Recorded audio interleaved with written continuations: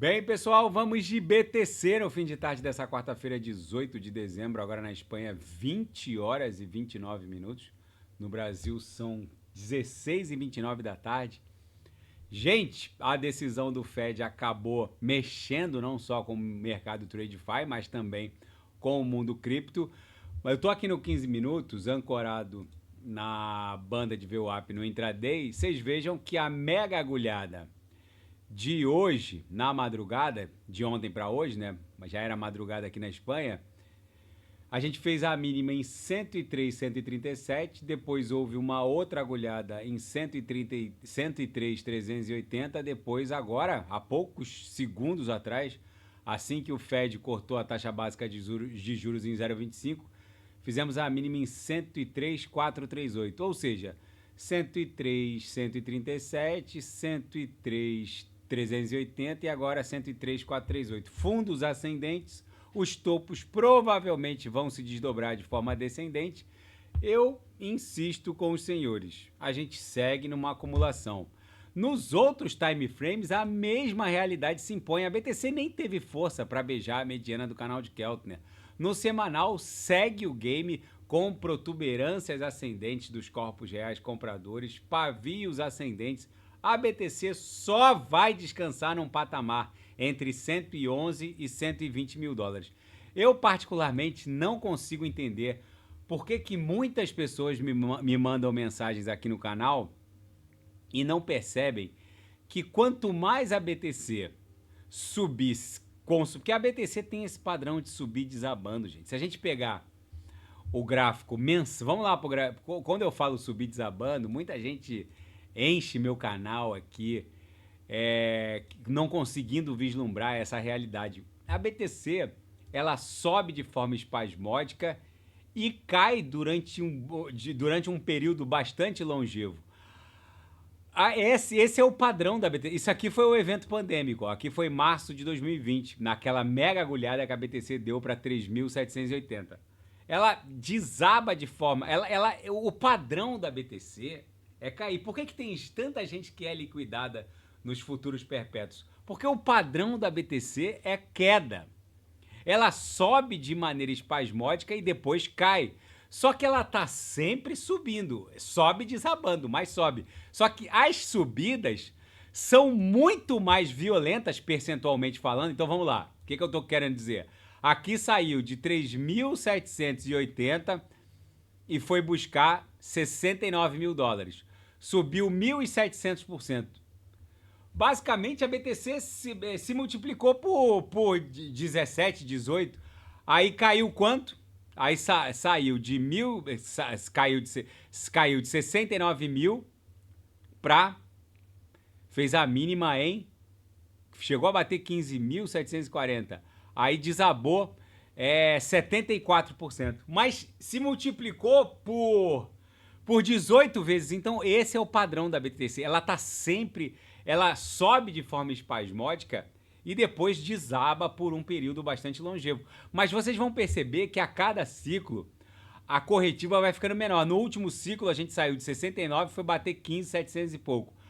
No ciclo anterior a gente caiu de 20 mil dólares e foi bater chegou a fazer a mínima num patamar ali em 3 mil e pouco. Caiu 85%. Ou seja, o que eu quero dizer com isso? A cada ciclo a BTC, ela vai ostentar uma volatilidade menor na queda. Mas a BTC tem esse padrão. Então, na consolidação, isso também acontece. A BTC, num bull run, sobe desabando. É isso que ela está fazendo agora. No gráfico de Renko, nada mudou. A gente segue na nossa fuga ascendente. A BTC mal conseguiu avançar aqui para dentro da congestão. O que vocês têm que entender é que a temporada de altcoins já começou.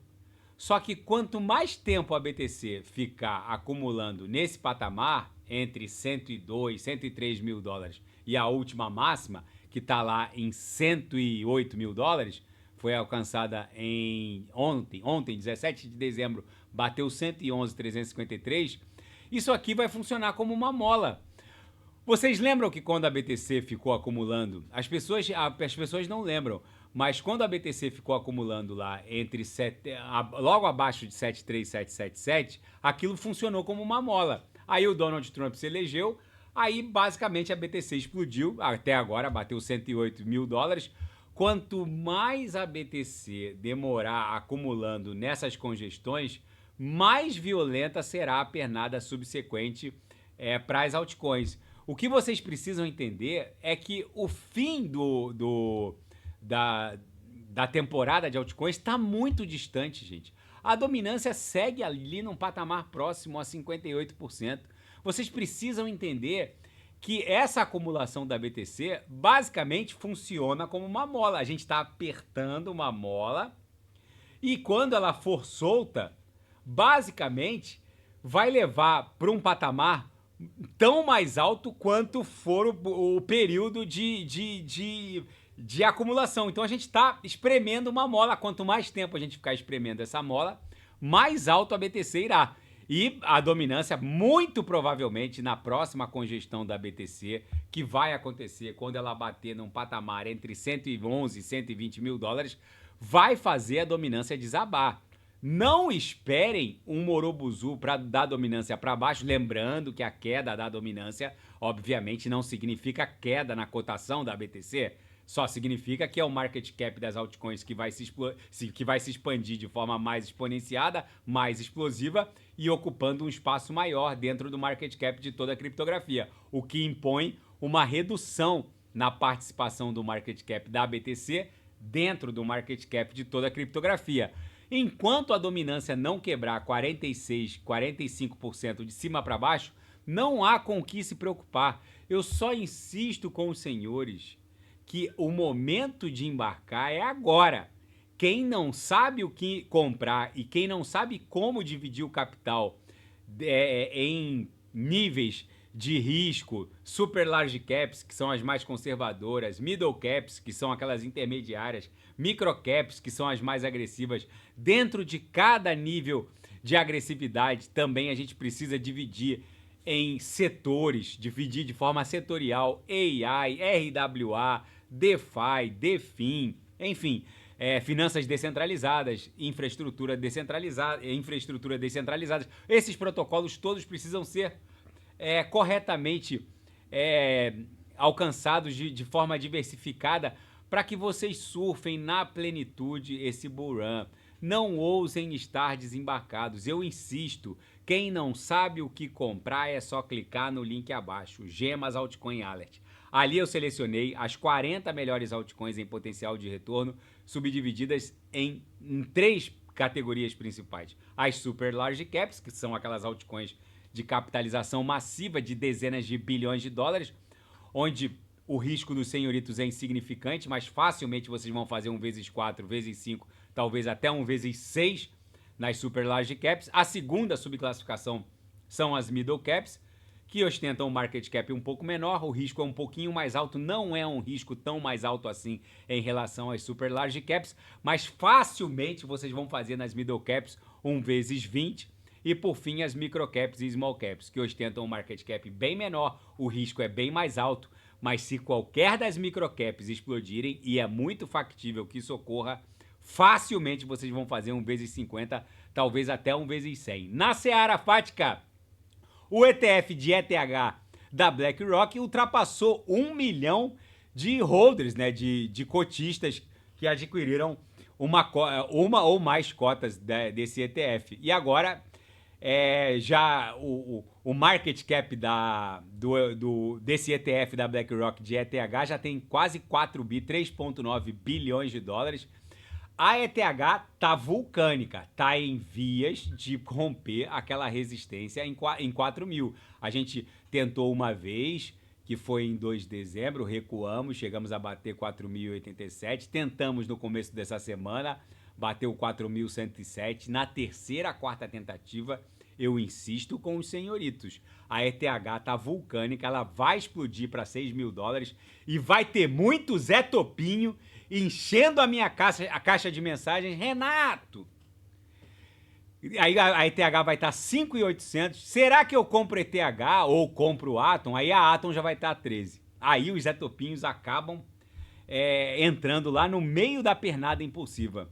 Aí toma uma invertida, alguns entram no meio da pernada impulsiva, ainda alavancando nos futuros perpétuos, para ser liquidado mesmo. Enfim. E o CEO da Binance, que substituiu o CZ depois do acordo do CZ com a promotoria americana, que acabou impondo a renúncia ao comando da Binance e também 4 meses de prisão que ele já cumpriu, o Richard Teng, prevê um boom completamente histórico da criptografia para 2025. Ele diz que está impressionado com a expansão da Binance, a quantidade de novos usuários, a adoção institucional, clientes institucionais, o crescimento inacreditável de stablecoins, e ele acha que o mercado ainda vai reprecificar os ativos, principalmente as altcoins, de uma maneira muito violenta para cima. E a notícia que vai deixar todo mundo em polvorosa: Michael Saylor, o maior maximalista de BTC do planeta, ele basicamente alavancou a sua companhia, a MicroStrategy, e adquiriu, vendendo corporate bonds, debêntures, mais de 400 mil BTCs. Talvez esteja se juntando à administração Trump. Gente, vocês vão me desculpar, mas nem nos meus sonhos de verão mais férteis eu poderia imaginar uma notícia dessa. O Michael Saylor entrando para dentro da equipe do Donald Trump. Gente, alguém duvida que o Trump vai impor ao Tesouro Nacional norte-americano a compra de uma reserva estratégica de BTC? O Michael Saylor, ele diz que está aberto a participar de um conselho consultivo de criptomoedas junto à Casa Branca sob o comando de Donald Trump. Ele ainda não confirmou se vai aceitar o cargo, parece que tem uma reunião lá em Mar-a-Lago, todos os novos amiguinhos bilionários do Donald Trump passam, antes de revelar a nova amizade de infância junto ao Donald Trump, passam lá por uma festinha em Mar-a-Lago, é sempre assim. Enfim, vamos ver como exatamente isso vai se desdobrar. O sujeito para estar desembarcado do mundo cripto diante de todos esses acontecimentos precisa ser bem menos que um mineral. Ainda nos fatos, decisão da taxa básica de juros do Fed acaba impondo um corte de 0,25 ou 25 pontos base.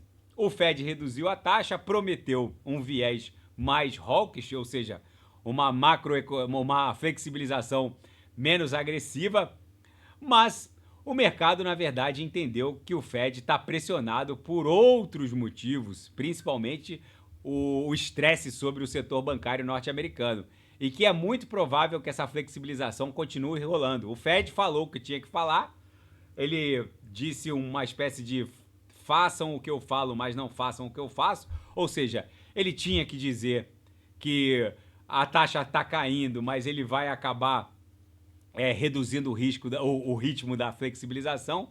Enfim, vamos ver exatamente como o mercado vai reagir. Agora a BTC está indo para 104, 103, 743. E na seara geopolítica e finanças internacionais, a Rússia intensificou os ataques a Kursk, na frente oriental ucraniana. E o Donald Trump nem tomou posse como 47º presidente dos Estados Unidos, mas o tom do futuro da Ucrânia no que diz respeito aos integrantes europeus da OTAN mudou rápido e significativamente. Embora nenhum acordo tenha sido formalmente revelado, o Trump ele compareceu à reinauguração de Notre Dame, que tinha pegado fogo, tinha sofrido um incêndio. E lá nessa reinauguração de Notre Dame, o Trump se reuniu com o Macron e o Zelensky. Como o Trump ainda não é o presidente empossado dos Estados Unidos, foi tudo uma reunião informal. Embora sem nenhum acordo formal, claro, muitos argumentam que dali saiu um acordo profano, principalmente para os europeus. Por que eu estou falando isso? Gente, as pessoas têm memória muito curta. O Trump vai acabar com essa guerra invariavelmente. Foi promessa de campanha e ele vem falando isso diuturnamente. Mas o que tá ficando feio mesmo são para os europeus. Porque não sei se vocês se lembram. Na queda do regime soviético, a Ucrânia passou a ser a terceira maior potência nuclear do planeta. Ela ficou com 1.900 ogivas nucleares legadas do antigo regime soviético. Aí, os europeus, preocupados com um suposto alto nível de corrupção das instituições ucranianas, isso é verdade, as instituições ucranianas a Ucrânia é um país corrupto, conseguiu dissuadir a Ucrânia a se desfazer das ogivas nucleares. E naquela época houve uma promessa das potências nucleares europeias, principalmente França e Reino Unido, de proteger a integridade territorial da Ucrânia e proteger a soberania ucraniana a qualquer custo. E aí, todo mundo apertou a mão, assinaram um protocolo lá se eu não me engano, foi na Romênia. Todo mundo saiu feliz da vida. A Rússia exigiu as ogivas de volta, sob o compromisso de desmantelar as ogivas, o que nunca ficou comprovado. Mas o fato é que a Ucrânia entregou 1.900 ogivas nucleares na queda do regime soviético, sob a promessa das potências nucleares europeias de proteger a sua unidade territorial e a soberania da Ucrânia. Passados alguns anos, pelo menos 2 décadas, agora a Ucrânia se vê na ridícula situação de ter que sentar na mesa para negociar um acordo de paz e perder pelo menos 1/3 do território, pelo menos 1/3, se não a metade do território, sob o olhar completamente constrangedor de França e Reino Unido, que ambas foram lembradas há pouco tempo atrás pelo próprio Zelensky do acordo de honra que eles tinham assumido naquele protocolo lá romeno. Não me lembro se foi na Romênia, mas eu acho que sim. Mas enfim, o mundo, gente, ele não gira, ele capota. Mas o Donald Trump, ele basicamente disse que não vai entregar mais 1 centavo para a Ucrânia, exigiu do Zelensky a retomada da agenda eleitoral, porque o Zelensky suspendeu as eleições na Ucrânia por tempo indeterminado e basicamente virou o presidente que fica andando de moletom pela Europa. Ele nem usa mais terno e gravata.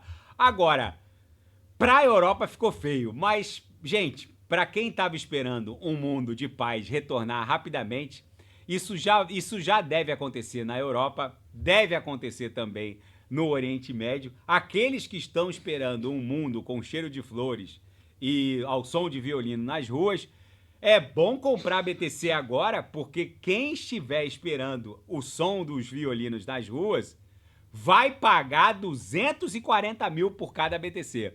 Tá bom, pessoal? A BTC aqui no gráfico semanal, no gráfico diário e no gráfico de 6 horas no Renko e no 4 horas segue um mega viés de alta, também no mensal. Não há qualquer sinal de que a BTC vá corrigir mais do que ela já corrigiu nessas últimas 2 agulhadas. Agora, com a confirmação do corte da taxa de juros pelo Fed, é muito provável que a gente volte a estressar a aresta superior dessa cunha lá no patamar de 107.